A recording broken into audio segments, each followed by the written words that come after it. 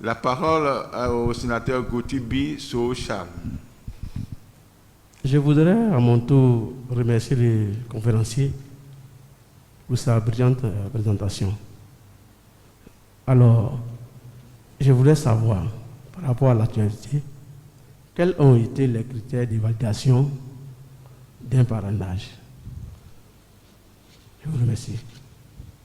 Alors, le vénérable sénateur dit quels ont été les critères d'évaluation du parrainage. Vous savez, le parrainage a suscité beaucoup d'écrits, beaucoup de propos qui malheureusement se sont avérés pour certains faux. Je vais vous expliquer.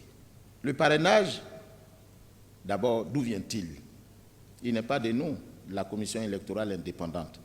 Le parrainage est l'œuvre des partis politiques eux-mêmes qui ont participé au dialogue politique. Je me rappelle, comme vous d'ailleurs, où certains membres du parti politique, pour justifier l'institution du parrainage, ont dit ceci, et je cite, « Le parrainage va permettre d'éviter les candidatures farfelues. » Ce n'est pas de moi, c'est surtout des partis politiques de l'opposition.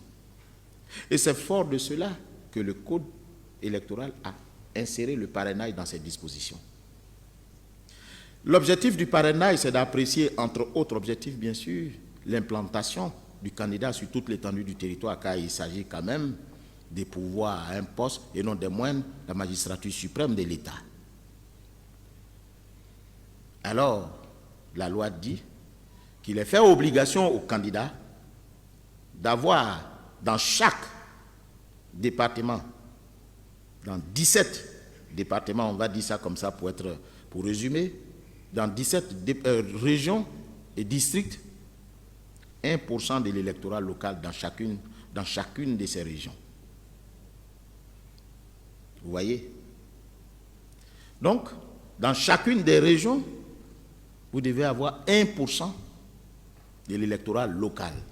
Et on vous demande d'avoir les 1% dans 17 régions de la Côte d'Ivoire. La commission électorale avait donc charge de mettre à la disposition des candidats déclarés les documents y afférents. 2 documents essentiels étaient importants, la fiche de parrainage et la clé sur laquelle on devait porter tout le parrainage, la liste de toutes les personnes qui ont parrainé. La commission électorale, comme obligation, était en charge de recevoir ces parrainages et de les transmettre à la commission, au Conseil constitutionnel. Le Conseil constitutionnel, en cette matière, qui est juge de l'éligibilité des candidats. Le parrainage, aussi complexe soit-il, n'est rien d'autre qu'une condition d'éligibilité du candidat. C'est tout, hein? De la même façon qu'on vous demande de produire un casier judiciaire, c'est de cette même façon qu'on vous demande de donner la liste de vos parrains. Donc c'est une condition d'éligibilité à laquelle il faut satisfaire pour être candidat. Alors, lorsque le Conseil constitutionnel est saisi, le Conseil, pour ce qui concerne le parrainage, met en place un dispositif qui est un organe qui va examiner le parrainage en collaboration avec la commission électorale indépendante. Mais pourquoi? Mais parce que la commission électorale indépendante est celle-là qui détient la liste des électeurs. Et la liste des électeurs, c'est celle-là qui est la base du parrain, parce que pour être parrain, il faut être électeur. Et pour être électeur, il faut être inscrit sur la liste électorale. Et comme la commission électorale est celle-là qui gère, qui génère à travers l'enrôlement la liste électorale, d'où sa présence au sein de cette commission. Alors, les critères qui ont prévalu donc sont les suivants. Premièrement, il fallait s'assurer que celui qui a donné son parrainage au candidat était électeur. Alors, si vous faites signer votre fiche de parrainage par une personne qui n'est pas électrice, évidemment, ce parrainage n'est pas validé. Deuxième critère, puisqu'il s'agit d'apprécier l'implantation du candidat sur toute l'étendue du territoire, il faut que le parrain donne sa signature dans le lieu où il s'est fait inscrire. Alors vous pouvez être électeur, mais si vous donnez votre parrainage en dehors de la zone où vous êtes fait inscrire, évidemment, le parrainage n'est pas valable. Troisièmement, il faut éviter que le parrain donne sa signature à plus d'un candidat. Et quatrièmement, il faut qu'on ait la preuve que le candidat ou le parrain a consenti à donner sa signature au candidat. Voilà les quatre. Alors qu'est-ce qu'ils ont fait, ces candidats? Nombreux sont restés assis. Ils ont remis de l'argent à des citoyens pour aller collecter le parrainage. Comme moi, vous savez bien l'état mental actuel de certains de nos compatriotes face à l'argent. Donc, ils ne se sont pas crus obligés d'apprécier ces différentes conditions, par moi décrites tout à l'heure. Voilà la difficulté. Mais comme le parrainage est une matière qui est régie par deux principes contradictoires, le premier, c'est la confidentialité, et le second, c'est la sincérité. Parce que l'un des vœux des partis politiques a été d'éviter de révéler le nom des parrains au profit des candidats. Ce n'est pas moi, hein. Ce sont les partis politiques eux-mêmes qui l'ont dit à l'occasion d'une de nos rencontres. Que est-ce que le parrainage n'était pas une manière pour le pouvoir de régler ses comptes avec certains de nos citoyens qui n'auraient pas accordé leur parrainage au pouvoir. Mais ce n'est pas propre à la Côte d'Ivoire, c'est partout où le parrainage est institué.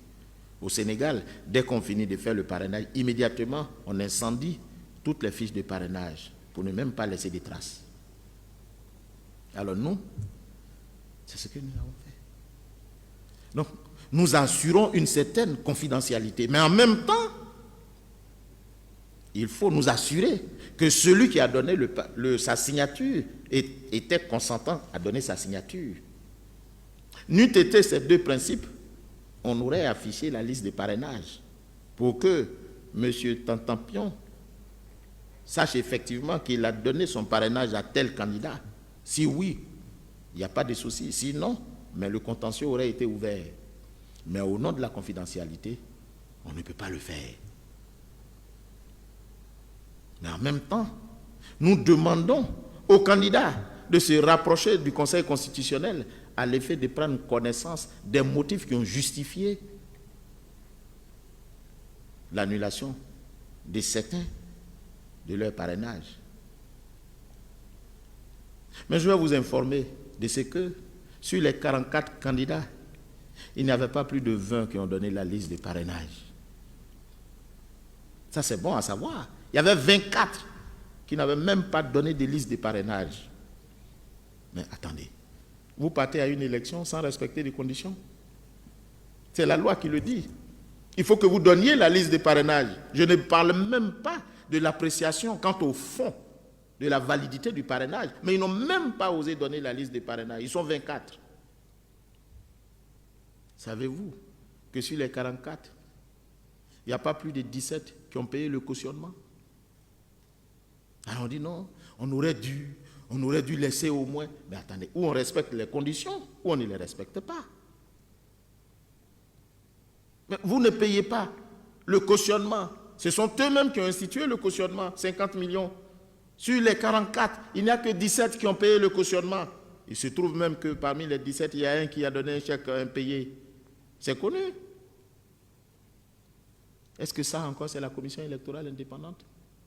Alors quand on fait notre travail, on trouve qu'on est trop rigoureux.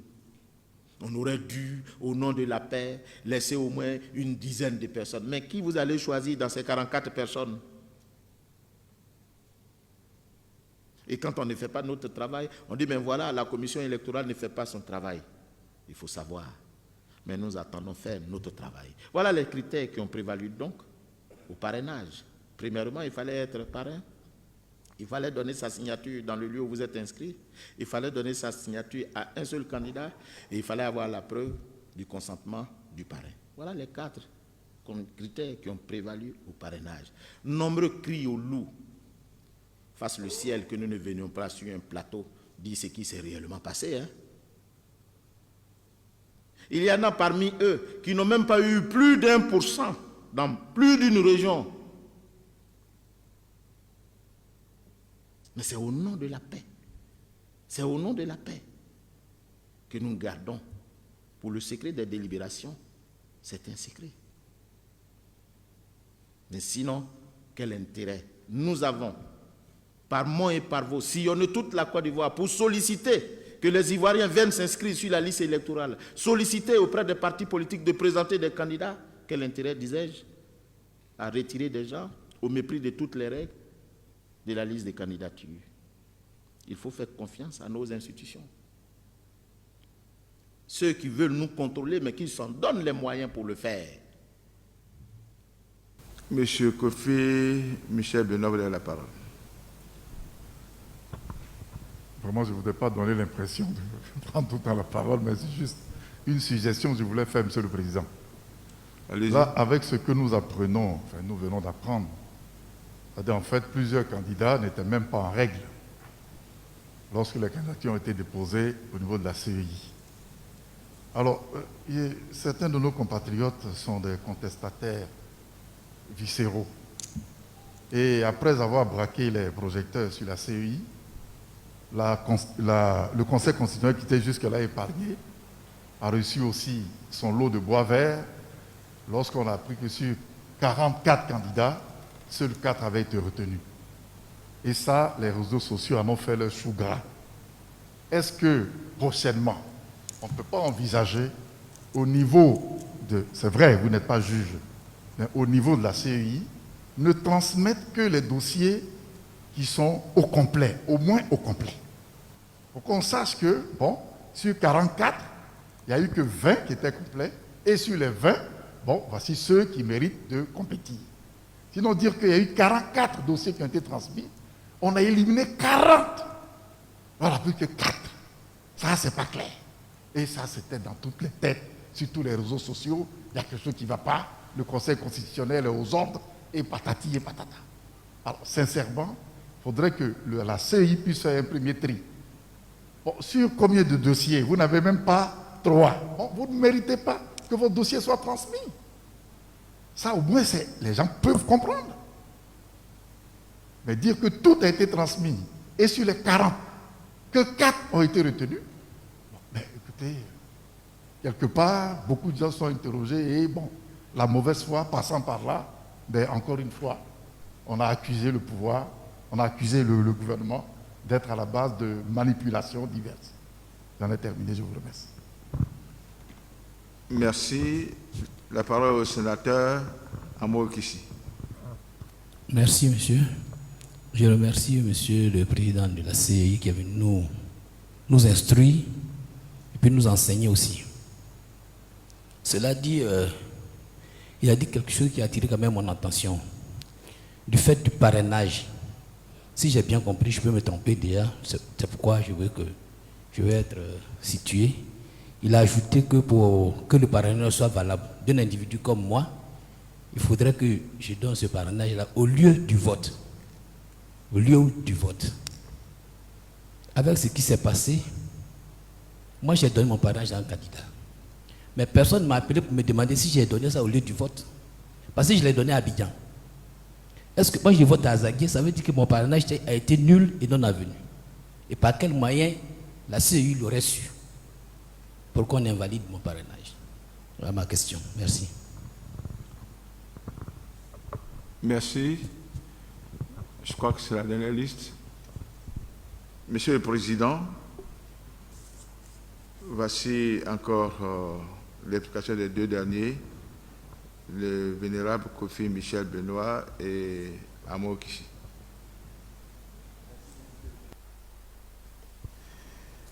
À la question du vénérable Kofi Lucien Benoît, je voudrais lui dire merci et que ses observations sont pertinentes.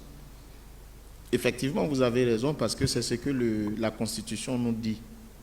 L'article 127 de la Constitution donne pouvoir à la commission électorale indépendante de vérifier la conformité à la loi des dossiers de candidature et publier la liste provisoire. Mais en même temps, en le faisant, le législateur, dans le code électoral, donne les mêmes attributions au Conseil constitutionnel de publier la liste provisoire et la liste définitive. Nous nous sommes accordés, sans contrarier la loi, dire qui peut le plus, peut le moins. Le Conseil qui arrête la liste définitive, pouvant le faire, devrait pouvoir le faire en ce qui concerne la liste provisoire. Voilà pourquoi nous avons tous transmis. Mais vous avez raison, pour diluer les tensions, on aurait dû déjà faire un tri. Mais nous le notons. Nous le notons. Vous savez, c'est une nouvelle matière dans notre code électoral, le parrainage, et nous sommes en train de tracer notre petit bonhomme de chemin. Et faisant foi concernant vos différentes observations, nous allons les noter et les mettre en application pour la prochaine fois, si le ciel ne nous est pas tombé le 31 octobre sur la tête. Concernant la question de l'honorable Amoa Ekichi, mais je n'ai jamais dit que le parrainage était donné au lieu du vote. J'ai dit le parrain doit donner sa signature en son lieu d'inscription sur la liste électorale. C'est ce que j'ai dit. Je n'ai pas dit au lieu du vote. Évidemment, même si les deux coïncident. Mais ce que j'ai dit, c'est ça qu'il faut transcrire. C'est au lieu de votre enregistrement sur la liste électorale, c'est en ce lieu-là, dans la zone-là, c'est-à-dire dans le département, dans la région, dans le district, que vous pouvez donner votre signature. Alors vous avez posé la question de savoir, mais comment la commission électorale peut le savoir? Mais bien sûr, sur la fiche de parrainage, c'est précisé où vous êtes. Dès que vous mettez le numéro de votre carte d'électeur sur la fiche de parrainage, immédiatement, quand on le fait rentrer dans notre machine, ça nous dit où vous êtes. Donc on essaie, nous, on profite de votre présence sur la liste électorale pour voir où vous êtes inscrit. Et on vérifie si là où vous êtes inscrit, c'est là-bas que vous avez donné votre signature. Parce que la fiche doit dire où vous avez donné la signature. Voilà. C'est un jeu d'informaticien. C'est-à-dire, on fait un croisement entre la clé que vous nous avez remise là et puis notre base de données. Et immédiatement, on dit, ceux-là, ils sont des électeurs, mais ils n'ont pas donné leur parrainage dans le lieu où ils se sont inscrits. Ceux-là ne sont pas reconnus sur le fichier parce qu'ils ne sont pas électeurs. Ceux-là, ils ont déjà donné leur signature parce que, à déjà un autre candidat. Parce que n'oubliez pas que le dépôt, la date de dépôt est très importante dans l'ordre du parrainage. Parce que l'article 54 du Code électoral prescrit que lorsque le parrain se trouve sur plus d'une liste de candidatures, ce parrainage est acquis au candidat qui aura déposé le premier son dossier de candidature et au détriment des autres. L'article 54 du Code électoral. Voilà ce qu'il dit. Maintenant, si cette invalidation au détriment des autres candidats entraîne un déficit au niveau du taux requis, ils seront invités par le Conseil constitutionnel dans les 48 heures à y remédier. Alors, certains candidats ont dit, mais pourquoi eux, on ne les a pas appelés? Mais vous voyez bien que l'article 54 concerne ceux qui ont donné leur signature à plus d'un candidat. Mais on n'a pas dit ceux qui ont fraudé. Parce que celui qui, pour rapporter la preuve du consentement de l'électeur à son profit, produit une carte nationale d'identité qui n'est pas la sienne, mais c'est un fraudeur. Et nombreux ont été fraudeurs. Nombreux ont été fraudeurs. Et des gens auxquels vous ne pourriez penser d'ailleurs, qui clament haut et fort aujourd'hui leur crédibilité. Et pourtant, ils se sont adonnés à cette fraude, laquelle fraude est sanctionnée par le Code électoral et donnant lieu même à des sanctions pénales. Mais pour nous, la seule sanction qui allait pour l'heure, c'était celle d'invalider le parrainage. Voilà ce qui s'est passé. Vous savez, quand on vous donne la fiche de parrainage, il y a une case qui est réservée au numéro de la carte d'électeur. Et il y a une case qui est réservée au numéro de la carte d'identité. Pour nous, la meilleure façon d'apprécier le consentement du parrain au profit du candidat, c'est la production de sa carte d'identité. Et ils ont donc donné la carte d'identité des gens qui n'avaient rien à voir avec la carte d'électeur. Ça, c'était le meilleur des cas. Sinon, dans le pire des cas, vous savez ce qu'ils ont fait? Ils ont généré eux-mêmes des numéros de carte d'identité. Ils se sont assis, comme la carte d'identité comporte 10 numéros. Donc, si ça se termine par 5, eux, ils génèrent 6, ils font 7, ils font 8, ils font ainsi de suite. Et nous avons saisi l'ONESI. Et l'ONESI n'a fait que faire un croisement. Il y a 2 cas. Il y a le cas où ils ne sont même pas inscrits sur la liste, comme on appelle, ils n'ont pas de carte d'identité. Et ensuite, mais les cartes d'identité peuvent être vraies, mais ne correspondent même pas à la carte d'électeur. Voilà les motifs qui ont justifié le retrait, l'invalidation de beaucoup de choses. Donc, honorable, vénérable, retenez que ce n'est pas au lieu de vote, c'est au lieu d'inscription du citoyen sur la liste électorale, même si les deux coïncident. Voilà ce que je pouvais dire à ces 2 dernières questions.